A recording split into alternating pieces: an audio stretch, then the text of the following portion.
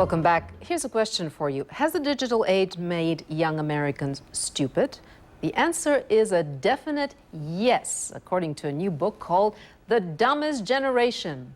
Well, is technology making them dumb or just smart, but only in a different way? Well, joining me right here in the studio to debate that, Two Generations, the book's author, Emory University Professor Mark Bauerlein, and technology expert David Feldman. Thank you guys for joining us. So, Mark, first to you. The dumbest generation? It's pretty harsh, isn't it? It is. It's a provocative title, but I actually do think that the thesis holds, and that is that young people are drowning in digital diversions which pervade teen stuff, and the adult realities of history and civics simply can't break through. David, are you the dumbest generation? I could not disagree more.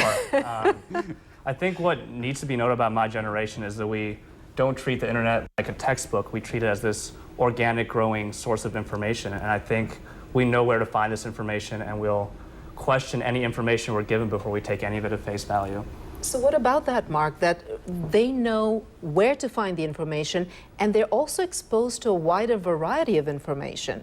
Well, I think that this is true for a small percentage of teenage users of the internet. And the internet has the potential to be a fantastic, miraculous, knowledge and taste-inducing activity. But when you look at most teenagers, what they're going to do is what teenagers want to do. They're going to care about what most teenagers want to care about, and that is other teenagers.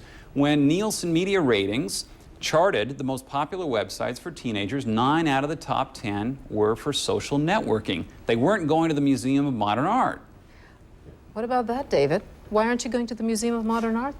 Well, I'm going to speak on behalf of my generation here. I think that all these social networks and chatting, all that we're doing, I think what needs to be noticed is that all these businesses, Fortune 500 companies, are all starting their own social networking websites based on the trends that they've seen from people my age.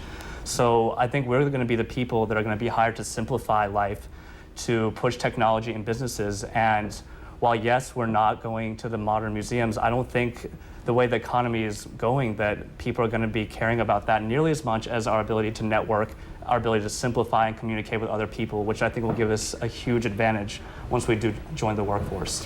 So what about that, Mark?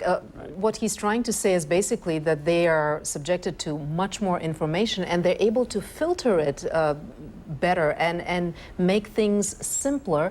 What's wrong with that? Well, you know, businesses and schools are trying to search for ways to make social networking, Facebook, blogging, and so on into a more productive, profitable learning activity. And the potential is there. But when we're talking about the flow of information and the critical aptitude to judge that information, I think what we need is a more in-depth, longer, book-based, newspaper-based, slow learning kind of based activity to give them, you know, the deeper cognitive skills to judge all that overload coming in all the time. So, David, do you think it impairs your ability for critical thinking to be able to judge things? Because in a way, you're looking at so much information that basically I find myself skimming a lot, not going in depth, because I'm tempted by there's just so much to read. So I have to be so disciplined to stick with one long article and not be tempted by those other links that are appearing there on the screen. How do you deal with that? Well, I think as the CEO of Microsoft said that he believes that all print media is going to disappear in the next 10 years. And I think that my generation, and I think that's what the generational gap is, we have this incredible ability to filter this information and to know what's important, to know what's not important. And rather than just going to one source, we have access to so many different sources. We know which ones we trust. And I think because we can do that, we actually start finding much more accurate information, or information that we believe is accurate. So our ability to filter, I think, is a huge advantage compared to our older generations.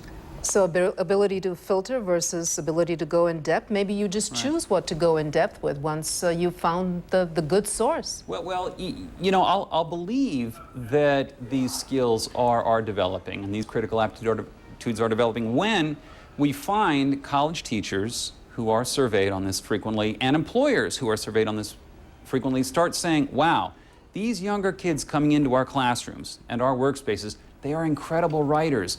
They're really active readers. They're learned individuals. But when the Chronicle of Higher Education surveyed college teachers last year, only 6% of them said that our students coming in are, quote, very well prepared in writing, in spite of the prodigious amount of writing they do on blogs, texting, social networking. We do not see, as of yet, we do not see the kinds of leisure skills, the social skills developed through the internet translating into strong academic and workplace performance. All right, you get the last word, but we are going to continue this debate because this is our future. And it's just fascinating to me how the internet is influencing the way we think, the way we work, the way we live. That's just fascinating. So we're going to continue this conversation. My thanks to you, David Feldman and Mark Bauerlein. Thank you for joining us. Thank you. Well, flash floods and landslides are taking a deadly toll as Typhoon Fengshen rumbles across the central Philippines. And in Brazil, a violent land grab is underway